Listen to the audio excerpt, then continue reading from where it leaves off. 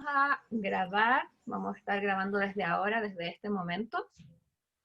¿Ya? Y para los asistentes, recomendarles que mantengan su micrófono apagado, silenciados, y pueden ir, como dijo Margaret, haciendo sus preguntas a través del chat. Vamos a tener un espacio, ¿cierto?, de 5 minutos. Si es que no alcanzamos a contestar todas las preguntas por ahí, lo que nos funcionó bien en la ronda anterior fue que se respondían a través del chat las preguntas, ¿ya? Así que para que estén atentos. Y entonces vamos a comenzar con la presentación de Cecilia, que lleva por nombre ¿Es posible aplicar TBL en el entorno virtual? Cecilia, adelante con tu presentación. Buenos días. Voy a silenciar Yo porque creo por que ahí hay alguien hablando por teléfono. Y Cecilia, ¿puedes? gracias. Ahí. Ya. Buenos días. Ha sido una grata mañana en esta experiencia de poder compartir Antofagasta y Coquimbo en paralelo. ¿Es posible aplicar TBL en el entorno virtual? La experiencia que les voy a contar nos va a ayudar a responder esta pregunta. El aprendizaje basado en equipos, o TBL, como lo abreviamos según su nomenclatura en inglés, es una estrategia instruccional constructivista que se fundamenta en la teoría del aprendizaje experiencial de Cole y cuya estructura de actividades en equipos optimiza el aula invertida y orienta efectivamente a la docencia hacia un aprendizaje activo centrado en el estudiante. Esta es un poquito dentro de las varias características que tiene el aprendizaje basado en equipos. Lo descrito se condice directamente con el proyecto educativo de nuestra universidad, cuyo proceso de enseñanza-aprendizaje está centrado en el estudiante como principio fundamental. Así que por ahí tenemos la motivación institucional también para poder trabajarlo. Históricamente, la asignatura de microbiología y parasitología para segundo año de medicina, que coordino hace varios años, hace varias versiones ha ocupado esta metodología combinada con otras. ¿Por qué? Porque tengo otras asignaturas en paralelo que también tienen una carga académica importante y hay una particularmente que trabaja con ABP durante todo el semestre, entonces también hay que tener cuidado un poco de cómo organizarles la carga académica a los estudiantes, pero el TBL me ha ayudado mucho con temas que pudiesen ser más monótonos, más tediosos de hacerlas en otro tipo de modalidad más tradicional. Siempre los resultados han sido satisfactorios. Al principio los estudiantes siempre están como, ¡ay, qué prueba, qué hay prueba, qué estresante! Pero después al final del semestre agradecen estos mini tests que les ayudan también a poder preparar las clases previo a la evaluación más grande. ¿Ya? Ahora les voy a contar un poquito para quienes no están familiarizados con esta metodología de enseñanza-aprendizaje, que es el TBL, o más bien cómo se trabaja el TBL. El TBL tiene 5 tiempos. Hay un tiempo que es el pretrabajo, que es donde uno le entrega al estudiante una bibliografía para que prepare los contenidos antes de la clase. Cuando ya nos encontramos en la clase, ya sea presencial u online, como la vamos a ver en la siguiente diapositiva, se aplica un primer mini test en forma individual, donde el estudiante resuelve por su propia decisión y por su propia base de estudios las preguntas de la prueba. Esta misma prueba se aplica en grupos, en pequeños grupos. Uno divide el curso en pequeños grupos y se genera la discusión, el trabajo colaborativo, la tolerancia, el respeto por las personas, donde esta es la instancia donde podemos también evaluar y trabajar otro tipo de logros de aprendizaje y competencias. Después que se han dado los 2 mini test, hay una instancia de clarificar las dudas, el feedback de la evaluación, ver dónde estuvieron la mayor cantidad de discusión. De repente hasta hay unas preguntas que dicen, profe, esta tenía doble respuesta, y uno tiene que decir sí, en realidad ya. La cosa es que se genera una conversación. Y la parte más bonita de la clase es cuando uno le aplica a la vida real los contenidos trabajados en la clase. Uno le pone distintos tipos de situaciones. Las ventajas del TBL es que es aplicable a cursos numerosos, así como no tan numerosos. Requiere de un docente, por lo tanto el costo-efectividad es bastante favorable. La implementación es fácil, de hecho yo la aprendí en uno de los recreos en el pasillo de nuestros patios de la Facultad de Medicina. Así, en algún momento le explicaba a un docente y me dijo, aplica TVL. ¿Y cómo es? Ta, ta, ta, ta, ta. Otra ventaja es que promueve el aprendizaje activo y experiencial de los estudiantes. En una clase, en una sesión, en el ahora, cualquier profesor lo puede aplicar, tenga la experticia que tenga en docencia. Genera un feedback frecuente, sistemático e inmediato, que según nuestra Claudia Bugueño, el inmediato es uno de los más enriquecedores, porque se está con los conocimientos en movimiento y se trabaja el tiro y ayuda a resolver, a pensar, cuando uno tiene los conocimientos calentitos, como dice uno, ¿ya? ¿Cuál es la desventaja que le veo yo a este, o la desventaja propiamente tal? Es que no se atrevan a aplicarlo, ¿ya? Ahora, ¿cómo lo hice yo? A través de Zoom y de Google Forms.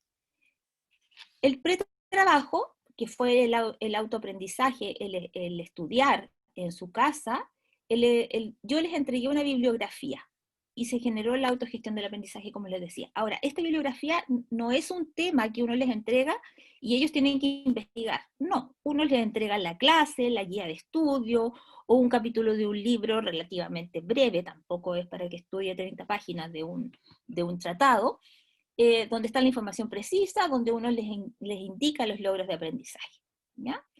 Después, cuando nos juntábamos en la clase, en la sesión online, a través de Zoom, los estudiantes, a través del Google Forms, respondían ya sea el test individual o el test grupal. Y después clarificábamos las dudas del test. Y después hacíamos ensayos de aplicación, donde ponía casos clínicos, situaciones sociales, historias personales y familiares. La típica pregunta mía es, ¿alguien ha tenido impétigo cuando estamos hablando de infecciones de piel y mucosa? ¿Ya? ¿Alguien ha tenido otra enfermedad? Y van contando historias, entonces se vuelve muy entretenido. ¿Y qué es lo que hiciste? ¿Qué pasó? Entonces se sitúan en contextos reales. Y también salen más preguntas en relación a los mismos contenidos y a los contenidos previos, donde uno los ayuda a integrar. Lo bueno también de esta didáctica o de esta metodología es que puedes tener un enfoque tanto didáctico como evaluativo y mixto.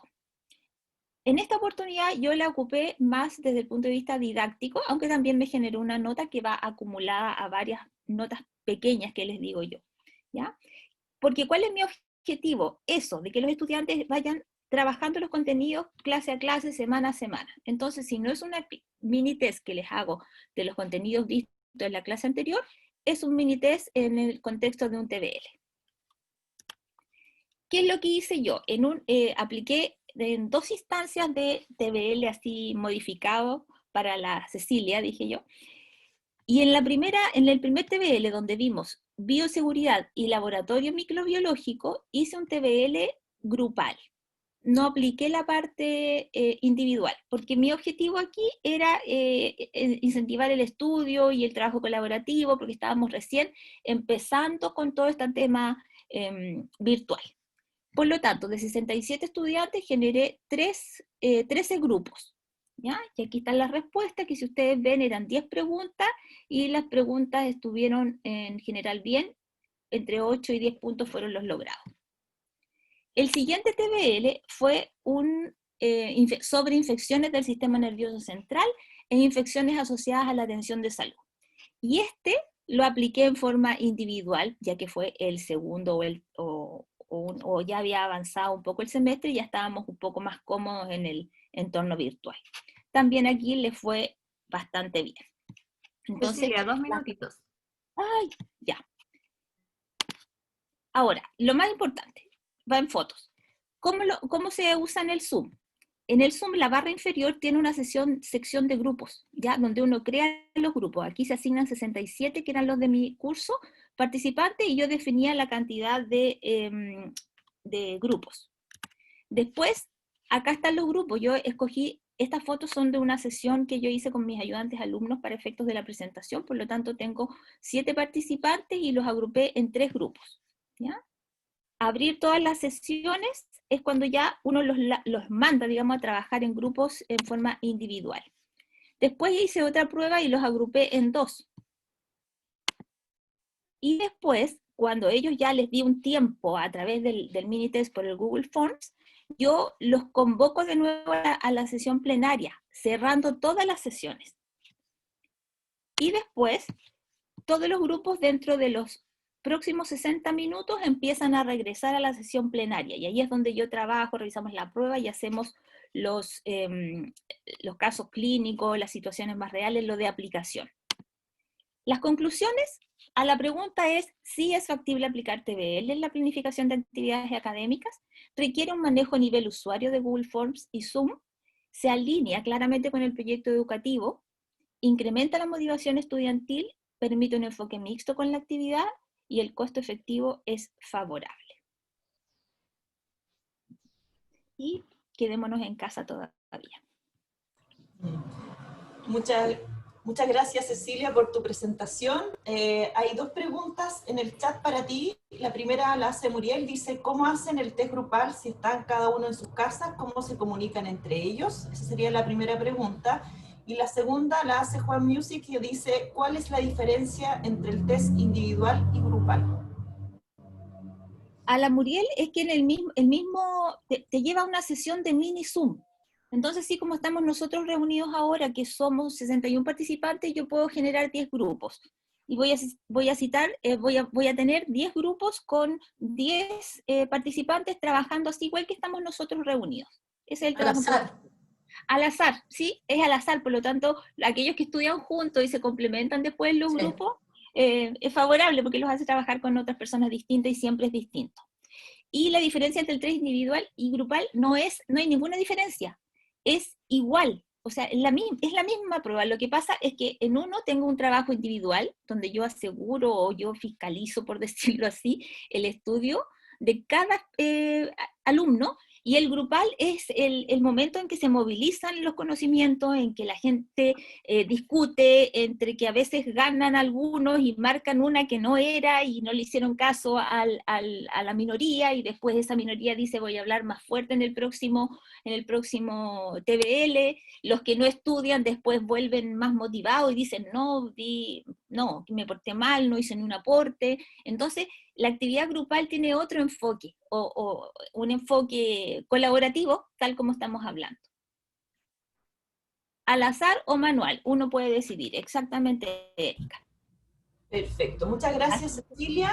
Vamos con la próxima presentación, Gladys. Sí, la próxima presentación es una presentación grupal, es de Ramón Fernández, Yuvinesa Gómez, Francisco Escalante, Marcela Vallejos y Claudio Ramírez. Ahí para que me indicaron que iban a compartir la presentación para que se preparen. Y el nombre de la presentación es Implementación de Evaluaciones Diferenciadas y Apoyo a la Docencia a través del uso de TIC en la asignatura de Mecánica. Así que adelante. Ya, muchas gracias, Gladys. Bueno, buenos días a todos y todas. A ver, vamos a partir con el título que, como bien decía Gladys, es la implementación de evaluaciones diferenciadas y apoyo a la docencia a través del uso de TICS en la asignatura de mecánica. Esta es una asignatura de Antofagasta para cursos de ingeniería. A modo de introducción, bueno, básicamente comentar de que la modalidad online comenzó una transición desde el segundo semestre del 2019 y se finalizó el primer semestre de 2020. Entonces, a partir de esta modalidad, sacamos algunas conclusiones sobre la forma en la que los estudiantes desarrollaban sus evaluaciones. Y la forma en la que desarrollaban sus evaluaciones nos dejó entrever que habían ciertos comportamientos de los estudiantes que eran, digamos, asociados a cierta copia, ¿bien? En algunas evaluaciones. Entonces, en base a eso, nosotros identificamos la problemática, ¿bien? Y bueno, dentro también de la problemática también estaba el hecho de que las clases disminuyeron su tiempo. Entonces, la motivación es que había una pérdida de control en las evaluaciones, como mencionaba anteriormente, y como comentaba también en la charla plenaria Gonzalo, no había regulación directa por parte del profesor, ¿bien? ya que los estudiantes incurrían en estas prácticas deshonestas. Entonces, con ello se incrementó la libertad de parte de los estudiantes de generar estas redes de contacto entre ellos para resolver pruebas en conjunto. Entonces, en base a eso planificamos una estrategia de trabajo y que estaba dividida principalmente en 3 áreas, que son pruebas globales, talleres y como soporte un canal de YouTube de la asignatura. En cuanto a las pruebas globales, nosotros realizamos pruebas globales cada cierto tiempo, bien, con cierta frecuencia, y estas pruebas globales incluían el desarrollo de un problema o 2 problemas, y este desarrollo los estudiantes debían enviarlo a los docentes. En este caso, uno evaluaba el desarrollo en sí, no solamente el resultado obtenido, como se pudiese, por ejemplo, evaluar en un cuestionario, sino que el docente evalúa el desarrollo del estudiante y el estudiante lo sube a través de la plataforma Google Form como un documento en PDF. Entonces, la forma de poder mitigar esta problemática que nosotros habíamos identificado anteriormente era diseñar pruebas diferenciadas. A partir de esto se realizaron pruebas de 2 preguntas, pero estas preguntas no eran las mismas para todos los estudiantes. Bien, sin embargo, la forma en la que se evaluaba, digamos, los mismos resultados de aprendizaje en todas las pruebas, independiente de que los problemas sean diferentes. Esa fue una de las iniciativas que se desarrollaron en la asignatura de las pruebas globales, y entre pruebas globales también se realizaron talleres. Ahora, ¿cómo era la forma de diferenciar estas pruebas? Lo diferenciábamos a través del dígito verificador del root de cada estudiante.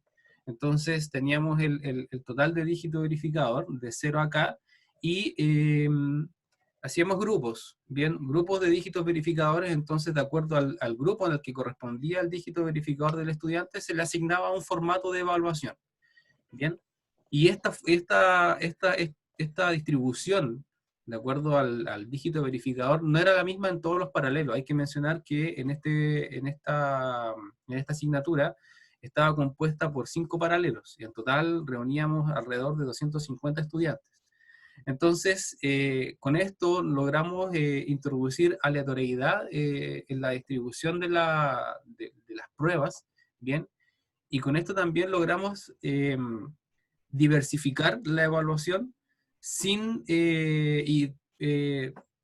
evaluar con mayor dificultad a unos y a otros, ya que velábamos porque las preguntas fueran de manera similar en relación a la dificultad. Bien, ahora, estos son los resultados de las aprobaciones de la prueba global, la prueba 1 y la prueba 2. Bien, en azul están los reprobados de la prueba 1, mientras que en la prueba 2, en color morado, están los aprobados. Bien, y aquí se puede ver un comportamiento en el sentido de que la prueba global 2 tiene mucho más aprobados que la prueba global 1. Bien, por lo cual es bueno. Sin embargo, el porcentaje aumentó considerablemente respecto a la prueba global 1. Bien, y esto está relacionado con lo que comentaba anteriormente, de que los estudiantes generan redes de contacto entre ellos para poder resolver problemas de forma colaborativa, siendo que las pruebas eran individuales. Y los talleres también consistieron en evaluaciones de 10 preguntas de selección múltiple que se realizaron a través de la plataforma Google Form, utilizando el mismo método descrito anteriormente en relación a la diferenciación por parte de los dígitos verificadores de cada estudiante, por este rango de dígitos verificadores. Ahora, estos talleres constaban de 10 preguntas, y estas preguntas eran algunas similares y otras diferentes en relación a los paralelos, pero sin embargo velábamos porque el nivel de dificultad fuese transversal para todos los estudiantes, es decir, fuese muy similar entre ellos, bien, para no perjudicar a algunos y favorecer a otros. En base a eso, aquí está el promedio de notas por taller, eso considerando los 5 paralelos, bien, y es un comportamiento, digamos, que ronda entre el 4, 5 en promedio, donde acá hay la tercera nota, que es una baja, está asociada a al paro que hubo, por parte de los estudiantes. Esta fue la prueba que se tomó luego del paro, y por eso se ve una baja en las calificaciones. Y la calificación baja también se obtiene en el taller 6, que es un tópico que históricamente ha sido complicado para los estudiantes. Entonces, en base a eso también hay una nota baja. Entonces, ahí se puede ver, digamos, cómo oscilan las notas, pero en general son buenas calificaciones que se obtienen a nivel general, a nivel de asignatura. Todo esto con la plataforma Google Phone. Ahora, la ponderación que nosotros utilizamos para las evaluaciones era un 60% del promedio de los talleres, y un 40% de la nota de la prueba global, esto en el caso del 2020, y para la evaluación del 2019 los talleres previos se sumaban al puntaje de la prueba, es decir, los talleres eran puntaje y ese puntaje era adicional al puntaje de la prueba global. Sin embargo, en la modalidad del 2020, estos talleres tenían un peso mucho más importante, eran un 60% del promedio de la nota final. Entonces, eso ya le da un peso mayor. Bueno, ahora Yuvinesa va a continuar con la siguiente parte que tiene que ver con el uso de TICs. Quedan 2 minutitos. Ya. No se preocupe. ¿Se escucha bien, cierto? Sí, se escucha bien. Bueno, adicionalmente a las aplicaciones y estrategias metodológicas descritas por Francisco, se hizo uso de la plataforma YouTube como apoyo docente. Bueno, aquí les comparto el link de nuestro canal por si desean revisar nuestro material, que es público, ahí para que le den like y compartir. Es de conocimiento general que nuestros estudiantes pertenecen a la generación de nativos digitales.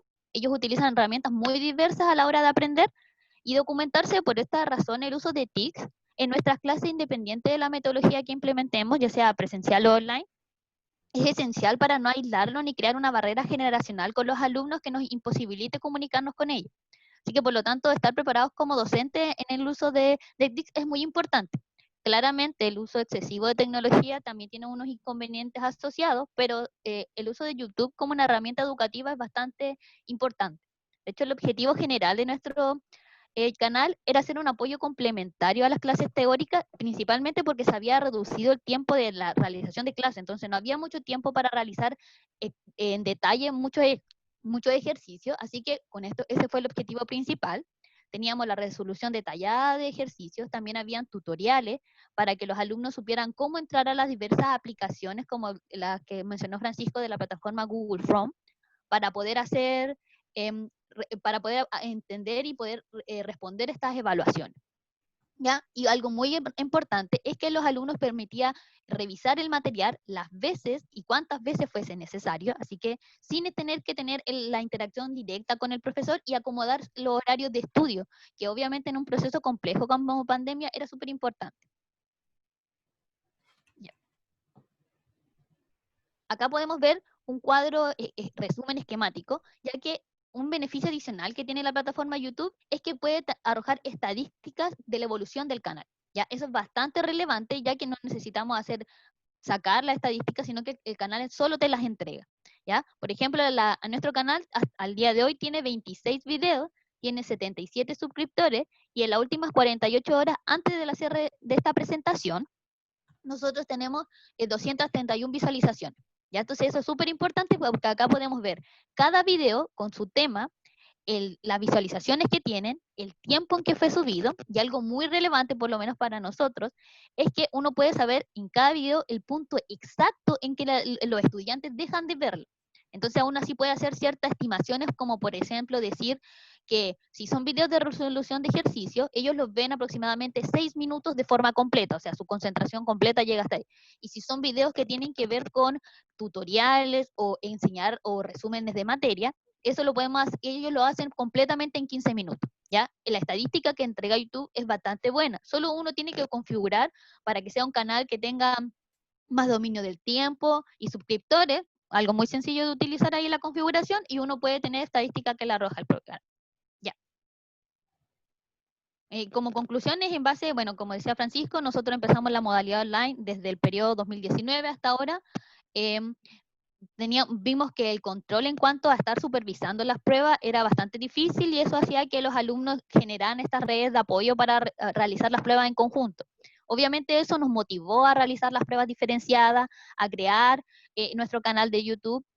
sabiendo obviamente que todo esto es gran costo de tiempo para los docentes, pero si nosotros tenemos un grupo, en este caso, somos 5 paralelos trabajando de forma cohesionada, para obviamente en pos de buenas prácticas docentes, alivia mucho el trabajo. Se hace, si uno sabe cómo distribuir las tareas, se hace muy bueno, entonces algo relevante. No solo es organizar un buen material, sino también organizar a docentes diferentes, con diferentes como enfoques para hacer las clases, pero en un post mayor, porque todo estas, lo que mostró Francisco y el canal, era colaborativo para todos los paralelos. Entonces eso era muy bueno porque un profesor podía editar el video, otro trabajaba en hacer el problema, todos seleccionábamos lo que necesitábamos y todo el material era completo para todos los paralelos, así que no había una desventaja entre uno y otro. Todos trabajamos en conjunto.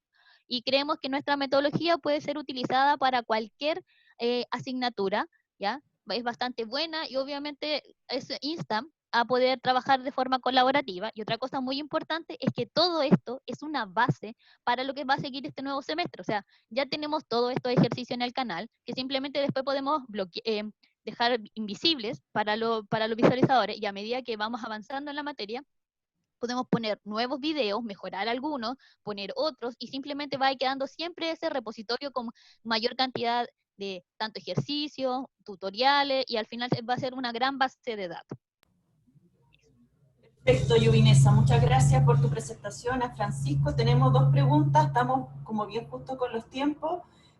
La primera pregunta dice, además de diferenciar las pruebas, ¿qué se realizó diferente en el proceso de enseñanza-aprendizaje realizado online? Ejemplo, cambiar metodologías, esa es la primera. Y la segunda es, ¿eran completamente diferenciadas las evaluaciones? ¿Cuántos estudiantes corresponden a cada versión de exámenes? ¿Qué por ciento del sistema de evaluación contempló exámenes diferenciados? Esas 2 preguntas tenemos para ustedes. Ya. Bueno, la metodología en general, nosotros trabajamos con paralelo, teníamos clases que teníamos las clases teóricas, que las grabábamos, entonces ese material ellos lo tenían disponible. Adicionalmente teníamos el canal de YouTube como apoyo y subimos material en resumen, teníamos ejercicios resueltos y guías. ¿Ya? Entonces teníamos como cumplíamos, al ser varios profesores, cumplíamos como con bastante uso de TIC y material disponible. ¿Ya? La metodología en general era como resolver problemas, pero en clases principalmente nos enfocábamos en destacar, de profundizar en los contenidos docentes. Otra cosa importante que mencionar, que me dijeron, disculpa, la última pregunta que se me olvidó. Los exámenes diferenciados. Las evaluaciones, sí.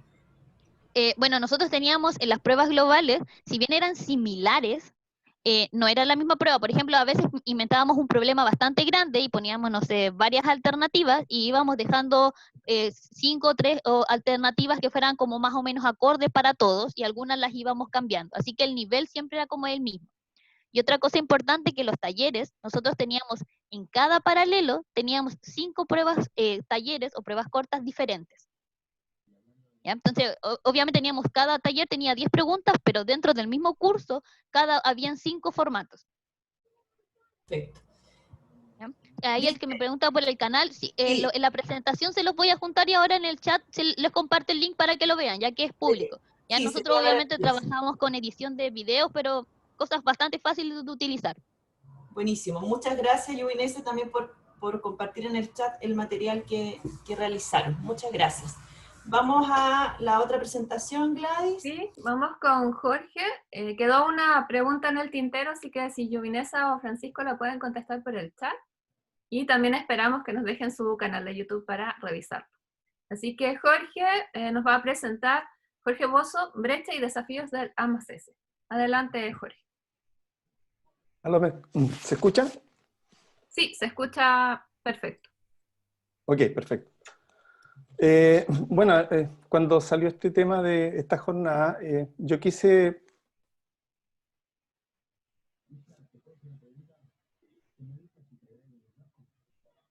Se quedó... Lo pegado, Jorge. Sí. No se escucha. Jorge. Puede apagar su cámara y a lo mejor mejora la conexión. Vamos a ver si es que se desconectó.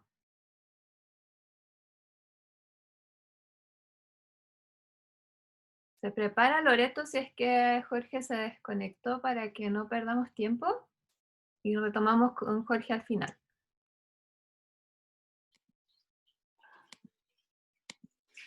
Vamos a dar unos segunditos más, a ver si es que... yo creo que se desconectó.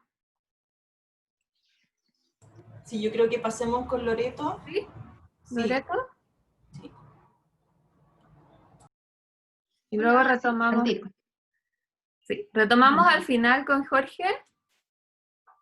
¿Ya? Y van a presentar ahora Loreto García y su presentación es Aprendizaje basado en problemas, modelos de predicción sobre mortalidad de COVID-19. ¿Aló? Ahí volvió Jorge. ¿Qué hacemos? ¿Me tiraron para afuera? No, Jorge, dale. Te desconectaste, Jorge. Y vamos a comenzar con Loreto, pero si quieres presentar, Dale, no hay problema. Ya, ahí está. Ahí está. Perfecto. ¿Se ve ahora? Sí, se ve bien. Ahora, sí. Ok, perfecto. Bueno, no sé lo que pasó, digamos, pero bueno, ya, vamos. En todo caso, yo creo que mi presentación es un poco más breve que las demás, porque la verdad que las que quería contar eran como bastante simples en relación a una experiencia de AMS en una asignatura. Entonces, voy a contar lo que he hecho en estos últimos 4 años en una asignatura que dicto, que es de 8º semestre para la carrera de ISG, que es la asignatura de e-business. Entonces, esta asignatura, digamos, declara varias competencias, varios objetivos, y objetivos generales y específicos. Yo reduje el término de las competencias que dice que tiene que ver con implementación de negocio electrónico, ¿ok? Tiene que ver con temas de análisis de negocio en línea y un tema de planificación. Eso a nivel de competencias, pero en temas de objetivos y objetivos específicos hay bastante más. Entonces, eso es el contexto de la asignatura. Y hay que tener claro que esta asignatura en semestre académico es a puerta de lo que los alumnos van a entrar a la parte final, digamos, de cierre con los temas de proyecto.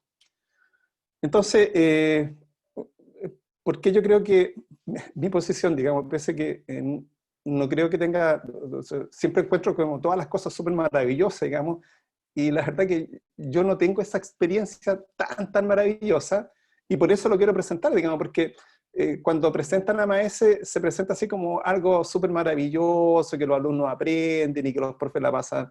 Y la verdad que yo no tengo esa experiencia y por eso creo importante contar un poco lo que he hecho.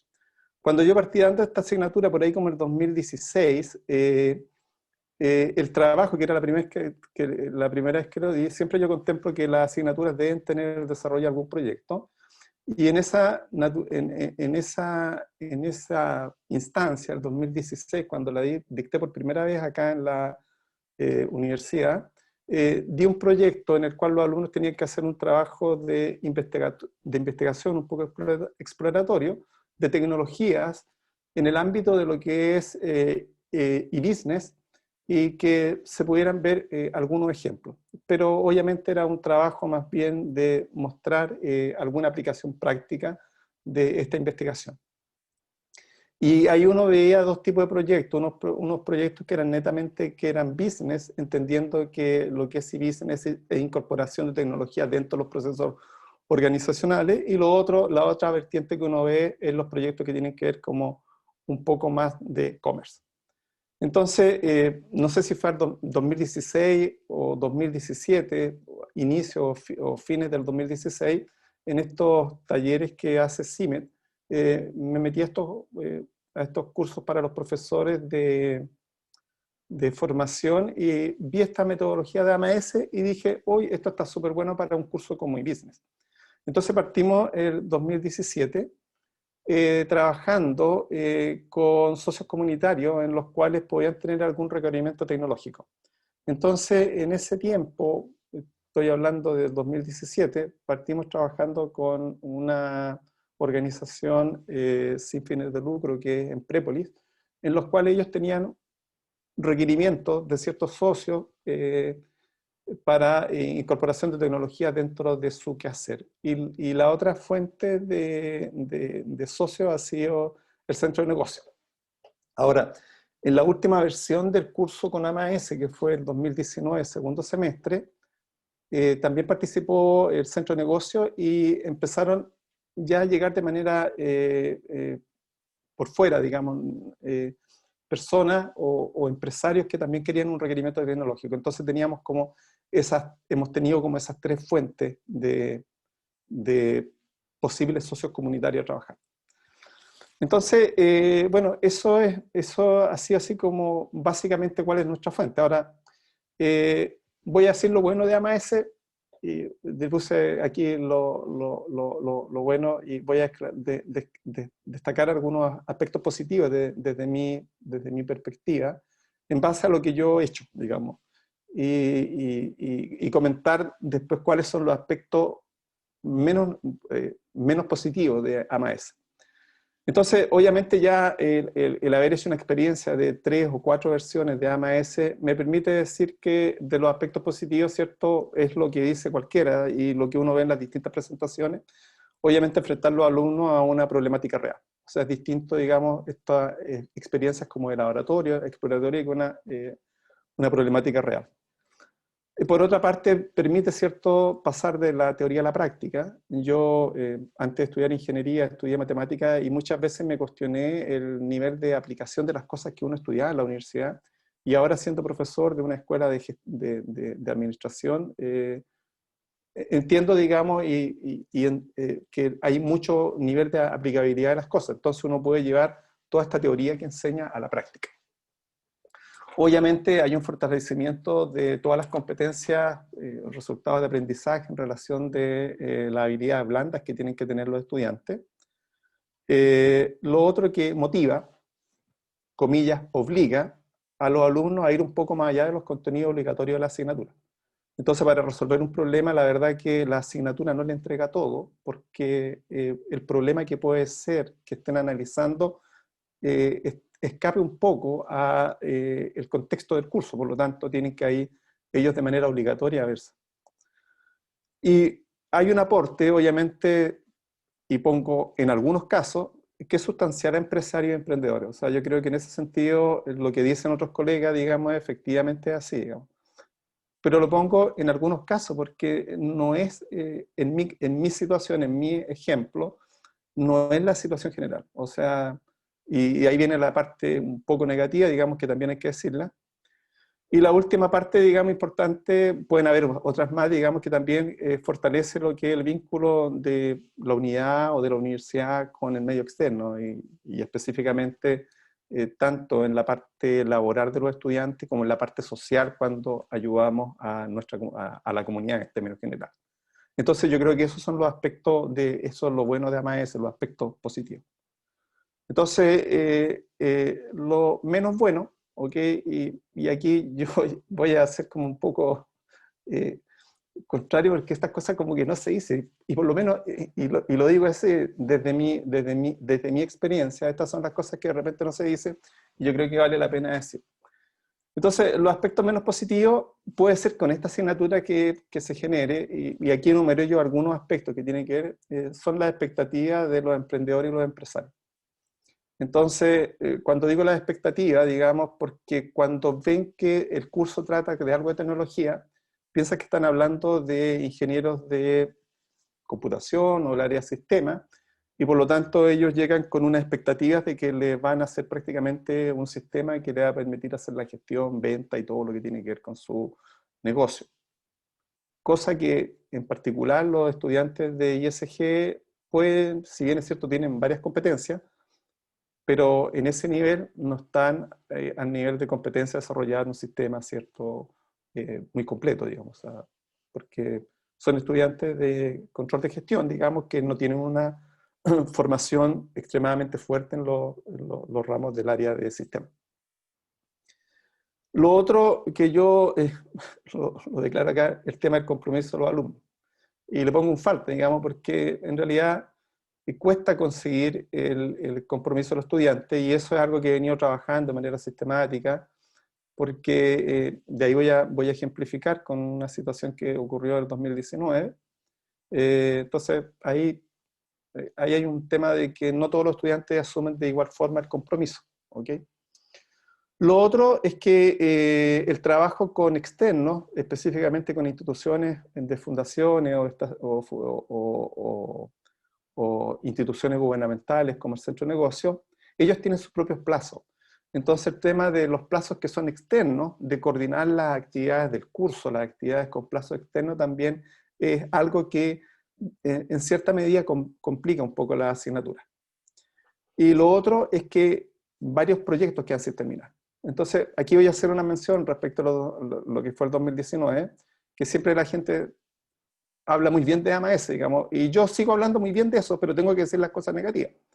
Entonces, cuando nuestros estudiantes salieron el año pasado, que tenía 10 proyectos, ahí voy a mostrar un poquito las estadísticas, el 2019, segundo semestre, tenía 12 proyectos, y esto justo fue con el estallido social. Entonces, cuando los estudiantes salían hablando, ¿cierto?, esto de que la responsabilidad y el tema de ayudar a los emprendedores, y que haya mucho... tengo que decir que de los 12 proyectos, 7 proyectos los alumnos simplemente lo votaron. Lo votaron, o sea, no hicieron absolutamente nada. Y de los 5 proyectos que quedaron, hay aporte, digamos, al menos en 2 proyectos, y los otros lo terminaron porque tenían un compromiso y había una nota detrás y querían, para no reprobar la asignatura, digamos. Entonces eso fue lo que pasó con el 2019. Segundo semestre que a mi parecer fue como lo más negativo desde el punto de vista de la falta de compromiso del estudiante. Ahora, obviamente, la situación uno la entendía y tampoco yo fui de la posición de obligar a los estudiantes que tenían que terminar porque ellos toman sus propias decisiones. Jorge, Entonces, menciono aquí dos proyectos en particular, ¿ok? A mano derecha, digamos, ahí está un par de estudiantes. Que estos alumnos, menciono el proyecto de mineral EIRS, que fue el primer semestre, y menciono a estos alumnos en particular porque estos 2 chicos reprobaron conmigo la asignatura y lo tuvieron que hacer por segunda vez. Y la reprobaron porque, si bien es cierto, técnicamente los 2 son muy buenos, pero eran un poco flojos. Y cuando presentaron su primer proyecto, básicamente ellos reprobaron porque el proyecto les salió mal evaluado, y yo lo evalué mal porque tampoco tenía herramientas para evaluarlo bien. Entregaron un par de cosas por entregar, digamos, pero obviamente no era suficiente como para decir, mira, tu trabajo está aprobado, digamos, ni siquiera para 4. Entonces, después el centro de negocio me pidió que tenía un proyecto desafiante con Mineral EIRS, que es una empresa de la zona, en el área de la minería. Me pidieron que necesitaban si podía ver este proyecto que tenía que ver con un tema de gestión. Y yo dije, sí, tengo un par de chicos buenos, y les di el proyecto a ellos, ¿okay? Justo lo que hayan reprobado, porque los niños son técnicamente buenos. Y obviamente, después de su mala experiencia de haber reprobado la asignatura, hicieron un muy buen proyecto e incluso los contrataron para extender lo que ellos planificaron originalmente hacer, y quedaron trabajando, se ganaron un par de pololos adicionales a su trabajo del proyecto de AMAS. Entonces los destaco porque en realidad ellos entendieron que las cosas había que asumirlas con cierto compromiso, digamos, y por lo tanto después entendieron lo que venía. Y después yo les pregunto el arte después, y obviamente ellos estaban, lo que me dijeron a mí, digamos, no sé si por quedar bien conmigo, que le haya servido al reprobar la asignatura porque se habían dado cuenta de que tenían que ser más responsables y que eran capaces. Y menciono el otro proyecto, que es Plenitud Natura, que ahí había un grupo que no era técnicamente tan duro, pero era socialmente comprometido. Entonces este fue uno de los pocos proyectos que siguió trabajando después del estallido social con los socios, un emprendimiento chiquitito que tenían que ver con temas de redes sociales, digamos, y poner sus productos, y siguieron trabajando. Incluso en mayo de este año me mandaron algunos resultados todavía, y lo contento que había quedado con los socios. Entonces menciono los 2 proyectos porque son casos a destacar. Y eso es lo que a mí me motiva, digamos, a seguir con esto, porque digo, ¿para qué me meto en esto si después tengo que estar corrigiendo, los alumnos de repente no quieren trabajar y cuesta? Entonces, por estos casos, digamos, que yo los rescato, me comprometo a seguir trabajando lo mismo, porque yo creo que es importante. Entonces, desafíos del segundo semestre, se vienen muchos desafíos, digamos, que están en relación con seguir con AMAS. Y aquí menciono ya algunos de los temas, de los desafíos, ¿cierto? Encontrar los socios, digamos. Encontrar los socios que realmente quieran hacer algo. Ese es siempre un desafío. El tema de motivar a los estudiantes también es otro desafío, porque los alumnos en realidad hoy día quieren las cosas de manera muy fácil. O sea, lo han dicho de muchas maneras y no lo dicen muy abiertamente, pero los alumnos quieren las cosas fáciles.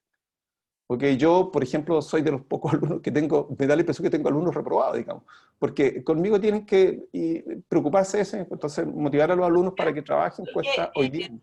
Quería interrumpirte por el tema del tiempo. Mira, hay dos preguntas en el chat que sería bueno a lo mejor que la pudieses contestar brevemente. Ya, pero termino con lo último, para que esto y el otro es... con los tiempos. Ya, ok. El tema del riesgo, digamos, yo creo que hay harto riesgo en relación con lo que puede ser el 2019 en segundo semestre, ok, y eso. Yo creo que administrar la gestión del riesgo de parte de los profesores para esta actividad es complicado. Eso. Jorge, te invito a que puedas responder por chat las preguntas para pasar a la otra exposiciones, por favor. ¿Ya? Ok. Gracias. Listo. Muchas gracias por tu presentación, Jorge. Se agradece tu análisis, tu reflexión. Siempre es importante hacerlo con todas las metodologías que cada uno implementa. Bien, Gladys, vamos con Loreto entonces, ¿no es Sí, cierto? vamos con Loreto. Ya la habíamos presentado ya, así que para, ¿cierto?, ajustarnos al tiempo. ¿Se ve bien? Sí, se ve bien. Y se escucha bien. Genial. Entonces, vamos a partir, bueno, primero presentarme. Yo soy Loreto García, soy la jefa de carrera de Ingeniería Comercial y además trabajo como docente en la Escuela de Ciencias Empresariales, principalmente siempre orientada a temas cuantitativos. Hace varios semestres y hace 2 años estoy dictando econometría y es en base a eso que hoy día quiero mostrarles lo que hice en este semestre.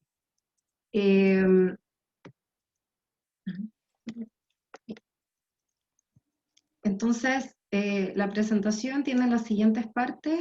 Bueno, tenemos una introducción, cuáles fueron los aspectos generales de esta implementación, cuáles fueron las fases de aplicación, y si me dan un momento que se me... Ahí sí, perdón. Un ejemplo, para que ustedes puedan ver directamente desde los estudiantes cómo fue su experiencia y cuáles fueron los resultados que ellos obtuvieron. Una evaluación que gracias a CIMED pudimos realizar, y ver cuáles fueron los resultados de esa evaluación y algunas reflexiones finales o conclusiones. Entonces, respecto a la introducción, lo primero que yo me pregunté y el primer desafío que tuve fue como, ¿qué hago este semestre online? Que me imagino que nos pasó a la mayoría. Y dentro de eso, yo semestre a semestre he ido buscando, de hecho he implementado aprendizaje más servicio también en otros momentos, y siempre he estado buscando qué otra forma tengo yo de llevar una materia que es tan técnica como la econometría, que es estadística aplicada, ¿cierto?, que se ocupa en investigación, de una manera que sea más didáctica para que al estudiante le resulte más atractiva y a la vez también pueda ser un aprendizaje significativo. Entonces, dentro de las distintas aristas que yo evalué antes de comenzar el curso, ¿cierto?, lo que me pregunté fue como, ¿será el aprendizaje basado en problemas una buena estrategia para poder enseñar econometría en este contexto online? Porque eso era lo que a mí hoy día me llamaba la atención, era cómo logro en este contexto online, dado que yo sentía que en el aula ya tenía como una cierta metodología que podía implementar con éxito, pero que en este contexto online tenía que reformular. Por lo tanto, me quedé con ella. Además, aproveché de implementar solo trabajo o aprendizaje colaborativo, algo que hace muchos semestres tenía ganas de hacer, y que esta vez me motivé a hacerlo porque busqué evitar copias, o utilizando otras técnicas metodológicas evaluativas donde fuera o en parejas o en pequeños grupos, y no en un tema individual buscando eliminar las copias. Ahora, ¿cómo hice esto? Bueno, esta intervención se implementó en 2 paralelos. En total tenía 120 estudiantes que eran de la carrera de Ingeniería Comercial y de Ingeniería en Información y Control de Gestión en la asignatura de Econometría. Algunos contenidos del curso, ¿cierto?, están, bueno, generalmente los modelos de regresión lineal simple y múltiple, el modelo mínimos cuadrados ordinarios, que es un tipo de modelo de estimación que se implementa, ¿cierto?, en contextos de investigación, y sesgos de estimación. Eso principalmente fue donde yo me acoté, considerando que también teníamos menos clases de lo habitual, Y me quise centrar porque algo que tenía que hacer sí o sí era buscar más que una nota, era como el aprendizaje significativo, el logro de las competencias. Entonces, de los 4 resultados de aprendizaje que yo tengo en mi asignatura, estos 2 que les muestro acá son los más amplios, y es por eso que yo me enfoqué en ellos para poder diseñar un poco esta intervención. Entonces, uno de ellos dice que hay que realizar presentaciones individuales, ¿cierto? Y grupales de los resultados obtenidos y análisis de los mismos en formatos de investigación científica y consultoría. Y el segundo es utilizar los modelos econométricos para realizar predicciones económicas y de negocios usando herramientas computacionales. Entonces, en esto yo quiero decir que en el fondo tuve un poco de suerte, porque ya me estaba diciendo, ¿cierto?, mi programa, que yo tenía que ocupar herramientas computacionales, y eso hoy día en un contexto online era una ventaja. Por lo tanto, yo me agarré de eso, y además de que tenía que promover la investigación científica para poder proponer entonces esta intervención educativa.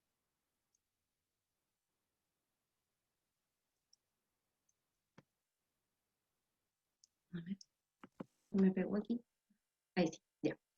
Otros aspectos generales. Entonces, ¿qué hice finalmente? Diseñé un proyecto de investigación donde ellos iban a tener que trabajar durante todo el semestre, pero con distintas fases. Para ello, lo que les propuse es que cada estudiante iba a tener que conformar un grupo de 5 personas, y le di la posibilidad a ellos de elegir con quién iban a trabajar. Sí, comentarles que yo tenía paralelos combinados. ¿Qué quiere decir eso? Que tenía alumnos de ambas carreras en cada curso, y por lo tanto algo interesante que sucedió es que incluso se incorporaron grupos, como el que voy a presentar a continuación como un ejemplo, donde tenía alumnos de ambas carreras, y cosa que yo creo que también a ellos les sirvió, uno, para fomentar el trabajo en equipo, habilidades blandas, pero también un trabajo interdisciplinario, porque si bien las carreras de alguna manera son similares, también las habilidades que tenían cada estudiante se pudieron potenciar en estos grupos donde se unieron estudiantes de las distintas carreras. Y acá el objetivo entonces era que ellos pudiesen definir el problema de investigación. Entonces yo el APB no les puse mi único problema fue decirles, ustedes tienen que investigar respecto a un tema que a ustedes les motive. Y para eso yo al inicio del semestre, ¿cierto?, les mostré diversas aplicaciones de la econometría en ciencia y en ciencias sociales, en distintas áreas, y les pedí a ellos entonces que pudieran determinar cuál iba a ser el foco de su investigación, para que ellos pudiesen entonces estudiar si existía o no una relación causal entre un conjunto de variables que ellos podían definir. Este trabajo se realizó durante todo el semestre, y ellos tenían que cumplir con diversas fases de entrega, que les voy a explicar a continuación.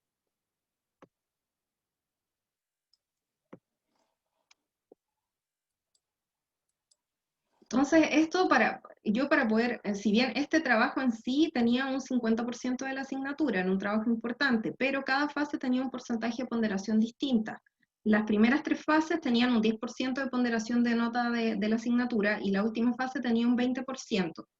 En la fase 1, lo que ellos tenían que entregar era cuál era su problema de investigación, cuál era la hipótesis central, y cuál era la base teórica que sustentaba ese problema de investigación. Y eso lo tuvieron que entrar, ya les voy a mencionar el tema de las fechas. Luego, en una fase 2, ellos tenían que mencionar qué metodología ellos iban a utilizar, cuál iba a ser su modelo de investigación, que ahí obviamente implementaban econometría, que es lo que estaban aprendiendo, y cuál iba a ser la fuente o base de datos que ellos iban a utilizar, donde se le ponía como restricción que tenían que ser fuentes de datos válidas, como por ejemplo el Banco Central, algún ministerio. En el fondo tenían que ser fuentes fiables de información. Después, en la fase 3, ellos tenían que entregar un avance del informe escrito.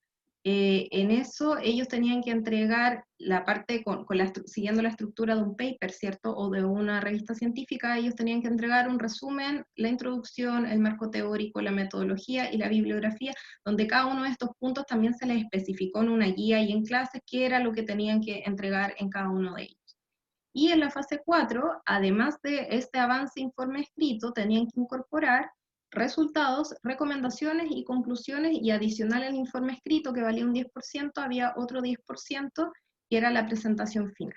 A eso, además, agregamos en esta fase final, que olvidé ponerlo, pero hicimos una coevaluación para también incorporar y ver cuál había sido el funcionamiento de los grupos. Respecto a las fechas, cada una de esas fases tenía distintas fechas. La fase 1 partía o la primera entrega que ellos tuvieron fue el 12 de junio, y el formato de esa fase fue una presentación oral, pero por el volumen de alumnos que yo tenía como 12 o 13 equipos por paralelo, y tenía solamente yo estaba implementando clases una vez a la semana, las clases sincrónicas, por lo tanto eran muchos los estudiantes como para hacer presentaciones uno a uno, y por lo tanto lo que les pedía es que ellos se grabaran. Entonces ellos entraban en Zoom y ellos hacían su presentación, lo grababan, me entregaban el video y luego yo podía revisar y darle feedback en una clase posterior. Lo mismo se utilizó en la fase 2, eso se entregó el día 30 de junio, martes, y también tenían que presentar todo el contenido en este mismo formato. En la fase 3, el formato era el informe escrito, ahí también aproveché de corregir toda la parte de redacción y el cómo se escribe también, porque no es lo mismo escribir un informe descriptivo que un informe como con base más científica. Y la última fase de entrega fue el día 4 de agosto, ellos me entregaron el informe escrito y después la presentación oral se consideró como el examen de la asignatura, que fue en 2 fechas distintas, una para cada paralelo, y ellos solamente asistían en el horario que les correspondía a su presentación. Loreto, 2 minutitos. Ya. Bueno, acá me voy a saltar esto, porque esto se los puedo dejar, pero acá hay un video que en el fondo hicieron los estudiantes donde ellos presentan los principales resultados. Habían 25 temas diferentes, sin embargo, hay uno súper interesante, a mí me pareció al menos, porque tiene que ver con identificar cuáles eran como los factores que más determinaban la mortalidad del COVID. Así que eso me lo voy a saltar para dejarles, tengo este link que se los puedo compartir. Luego después de la intervención, lo que hicimos, ¿cierto?, fue evaluar, en eso Margaret me ayudó, pudimos hacer una encuesta para poder ver cuál era la percepción de los estudiantes de este tipo de metodologías en la asignatura. Esta encuesta la contestaron 86 estudiantes, que representaba el 72% del total. De ellos, el 63% aproximadamente eran mujeres y el resto eran hombres. Dentro de eso, algo a destacar, ¿cierto?, es que el 30% considera que este tipo de metodologías le ayuda a conseguir un aprendizaje más significativo que una tradicional, y el 40%, aproximadamente 41%, dice que es el mismo tipo de aprendizaje. Dentro de ellos también, el 71% de los estudiantes reporta estar muy satisfechos con la metodología implementada en el curso, y por ejemplo uno de los testimonios que ellos dejaron como comentario al final, dice: cuando la profesora nos comunicó en un principio esta nueva metodología de aprendizaje, nos pareció una buenísima idea porque la hace más dinámico y más práctico, y por lo tanto el conocimiento adquirido luego de hacer un trabajo aplicado queda mucho mejor internalizado. Respecto después a otras consultas, como si tuvieras que elegir esta metodología o la tradicional, se reporta que alrededor del 60% prefiere este tipo de metodologías por sobre la tradicional, y al preguntarle si recomendaría a otros estudiantes que participen en un curso con este tipo de metodologías, el 79% sí la recomendaría. También el 79% de los estudiantes recomendaría el uso de este tipo de metodologías en otros cursos. El 90% de los estudiantes está de acuerdo o muy de acuerdo con que esta metodología contribuye al aprendizaje de los contenidos del curso, y el 83% de los estudiantes está de acuerdo o muy de acuerdo con que esta metodología les fomenta el autoaprendizaje. Entonces, a modo de conclusión, lo que yo les podría decir es que en realidad mi reflexión final, ¿cierto?, es que la metodología tradicional con la que generalmente este tipo de asignaturas se imparte, generalmente se centra más en una transmisión de conocimiento teórico que en un aprendizaje significativo. También se apoyaba o solía, ¿cierto?, la forma tradicional, o como quizás yo aprendí econometría, se apoyaba mucho en la lectura y en la resolución de guías. Promovía, por lo tanto, un trabajo individual más que grupal, y requería poco uso de TICs, porque era bastante más tradicional, ¿verdad? En cambio, una metodología activa, como el aprendizaje basado en problemas, fomenta un constante autoaprendizaje, porque el estudiante, al verse desafiado, ¿cierto?, por lo que está haciendo, tiene que dedicar más tiempo de estudio para poder resolver problemas reales. También por lo mismo se basa, ¿cierto?, en estos casos que ellos tratan de resolver y preguntas reales que tratan de responder. Promueve el aprendizaje colaborativo y las habilidades de trabajo en equipo, y además aprovecha eficientemente el uso de las TICs, que es una gran ventaja en este contexto de clases online o en línea. Y esa ha sido mi presentación. Muchas gracias. Ahí, bueno, aparece en mi correo, y les voy a dejar el link del video de los estudiantes si es que quieren escuchar como el resumen de su estudio. por Muchas favor. gracias. Sí, gracias Loreto, nos dejas el link en el chat y si es que tienen alguna pregunta para Loreto, la hacen a través del chat. Loreto, por favor, si es que las puedes responder también, porque en pos del tiempo tenemos que avanzar, así que vamos a la siguiente presentación. Vamos con Paula Gormaz y con su presentación Uso de TIC en clase invertida. Paula, ¿estás por ahí?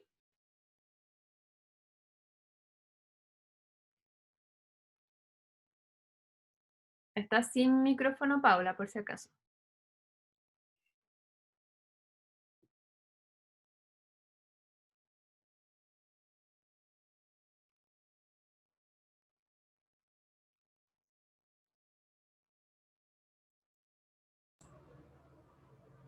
Paula, no se te escucha. Tienes que activar tu micrófono. Sí. Ah. Ahí sí, gracias. Ya, vamos entonces. Buenas tardes, ya a esta altura voy a tratar de ser lo más precisa y concisa. Me imagino que deben estar todos cansados, ¿no es cierto? Me presento, soy Paula Gormaz Orrego, profesora ahora del Departamento de Teología de la asignatura Identidad, Universidad y Equidad de Género. Dado la poca estabilidad que hemos tenido para poder nosotros implementar, ¿no es cierto?, diversas acciones y de hecho dictar clases, ¿no es cierto?, es que sin perder uno de los principios fundamentales del proyecto educativo, es el aprendizaje centrado en el estudiante, ¿no es cierto?, es que nos hemos visto obligados a realizar clases innovadoras, motivadoras en estos tiempos, ¿ya? Y que es todo un desafío, dado que factores como la falta de internet permanente, los dispositivos en buen rendimiento, las condiciones psicológicas de los estudiantes y docentes a veces nos juegan en contra de los objetivos programados dentro de nuestro calendario de estudios, y es allí entonces donde se apela a la educación positiva, puesto que la sociedad demanda profesionales felices, creativos, emprendedores, que sepan gestionar sus emociones y desarrollar esos procesos educativos en las aulas para formar ciudadanos felices, entornos sanos y eficazmente productivos. Y es por eso que se adaptó una clase invertida que se hacía de manera tradicional, entonces al modelo online, en el módulo de equidad de género, cuyo objetivo es realizar la clase invertida comprendiendo la diversidad de género como parte de la dignidad humana de la persona. Vale decir que esta asignatura se implementa y se imparte en los primeros años de todas las carreras. Es una asignatura obligatoria teológica que deben tomar todos los estudiantes, por lo tanto se nos genera mucho número de estudiantes. Yo atiendo 7 paralelos de 35 a 40 estudiantes cada uno. Todos más o menos sabemos lo que es una clase invertida, entonces debemos tener el enfoque y los 4 pilares principales de esta clase, que es un entorno flexible, cultura de aprendizaje, contenidos y objetivos directos, y el docente como guía. Para poder dar un paneo general, entonces, un entorno flexible, porque como ya no están en clases presenciales, ni con el profesor encima, porque así es como se expresan los estudiantes, les permite entonces tener un ambiente más distendido detrás de las cámaras. El acompañamiento docente se hace, yo pensaba que se podía hacer mucho más difícil, pero no, dado que uno siempre le está preguntando a los estudiantes cómo están, qué sé yo, nos permite un poco conocer el entorno en el donde se está desarrollando, dónde viven, cómo es su familia, qué sé yo, y la problemática que se pueda estar presentando en el momento. Una cultura de aprendizaje responsable, dado que ellos tienen la conciencia mayor, ¿no es cierto?, de ir avanzando dentro de su proceso educativo, y el trabajo en equipo, respetando, ¿no es cierto?, los diferentes líderes, y respetando también la diversidad de pensamiento. Para esta clase invertida que sea bien lograda, se necesitan que los contenidos y los objetivos que se quieren lograr estén especificados en algún diagrama, en algún instrumento donde los estudiantes puedan leer de manera clara y precisa todos los pasos que tienen que realizar para lograr esta clase invertida, sus objetivos, en razón de que quede muy poco espacio a dudas para el estudiante, puesto que motiva el autoaprendizaje y el docente se transforma, ¿no es cierto?, en acompañante, en guía y en una fuente de transmisión de información y de recepción también de críticas constructivas de parte de los estudiantes, y deja de ser la fuente de sabiduría como en las clases magistrales. Ustedes van a leer el antes, yo me voy a enfocar en el ahora. Se mantienen los grupos de trabajo, los estudiantes escogen con quienes trabajar, se les da un mínimo y un máximo de integrantes, en los cuales utilicé el Educa, se inscribieron en el foro. Posteriormente la profesora, ¿no es cierto?, asigna los temas que tengan que ver con equidad de género a trabajar, puesto que anteriormente ya se han pasado se han revisado los contenidos generales y se les explicó qué es lo que es una clase invertida, más un instructivo con las diferentes etapas de este trabajo que tienen que realizar.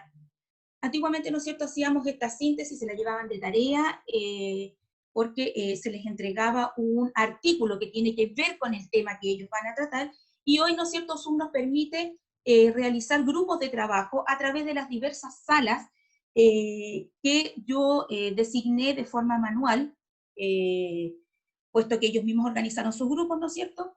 Y cuando esto ya se implementó, tenían sus grupos de trabajo, tenían el tema, que se yo y se les explicó cómo trabajar, se les dio la técnica, y aquí viene el uso de TICs, se les ofreció trabajar en diversos recursos tecnológicos, como la infografía, el afiche, el cuento y la adaptación de una canción.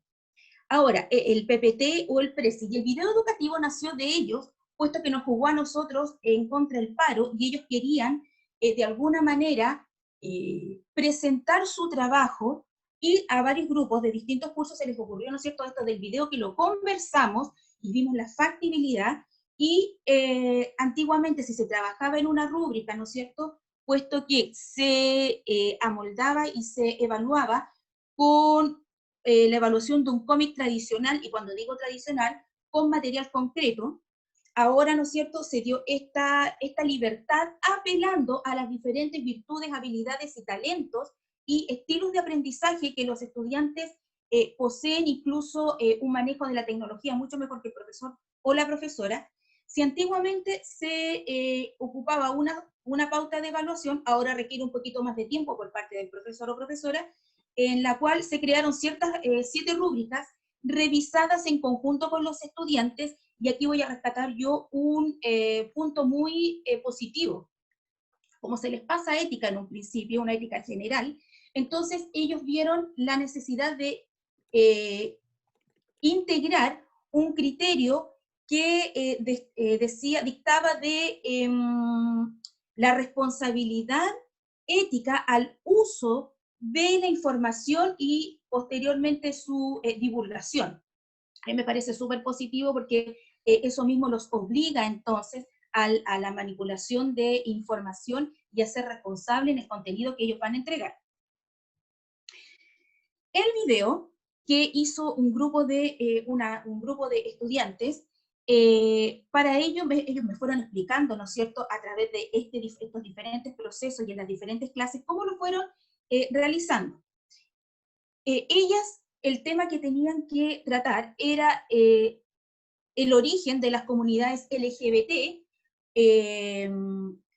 dando énfasis a la reflexión posterior en razón de todas las expresiones de género y las identidades de género que se pueden encontrar en la universidad, y para ello, ¿no es cierto?, dibujaron las imágenes con Paint Tool 6, usaron el Sketchbook, perdón por mi inglés porque es pésimo, Sketchbook, y montados y editados en Movie Maker, que son herramientas digitales que uno puede encontrar de forma gratuita en el internet. Paula, 2 minutitos. Ya, los resultados de aprendizaje: comprender la diversidad de género como elección y en su libertad de expresión desde la tolerancia y el respeto, algunos indicadores también cualitativos, y resultados de aprendizaje cuantitativos. El porcentaje de aprobación de la evaluación fue del 100%, siendo la menor calificación un 5,5 y la mayor un 7. y si alcanzamos a ver algo del video, ustedes me dicen para que lo vean, y si no les dejo también el link. Ay, no se ve. Déjanos el link en el, Ya, les dejo el link. chat. ¿Sí? Ya, y bueno, y esos fueron algunos afiches y infografías que los estudiantes también realizaron en torno a esta clase invertida, en donde ellos, para concluir, se convirtieron en protagonistas de su propio aprendizaje, tomando la posición del profesor o profesora. Por lo tanto, pudieron rendir en cuanto a su evaluación y hacer la reflexión, ¿no es cierto?, pedagógica de lo que ellos obtuvieron y qué es lo que aprendieron en el fondo internalizar. Gracias por su tiempo. Muchas gracias, Paula, por tu presentación. Maravilloso encuentro la temática, además, así que para todos aquellos que quieran seguir profundizando, Paula, ¿podrías dejarnos tu correo ahí en el chat por si quieren hacer alguna pregunta? Lamentablemente ya estamos ahora en el cierre, nos están esperando a esta sala, así que para que podamos ir todas y todos al link del cierre para las palabras del BRA como finalizando la jornada. Sí, felicitaciones y gracias a todos. Y ahí está el link, o a través de la página de la jornada también se pueden conectar al cierre. ¿Ya? Sí. Nos están esperando para que vayan todos al cierre de la jornada. Muchas gracias. Gracias a todos. A todos.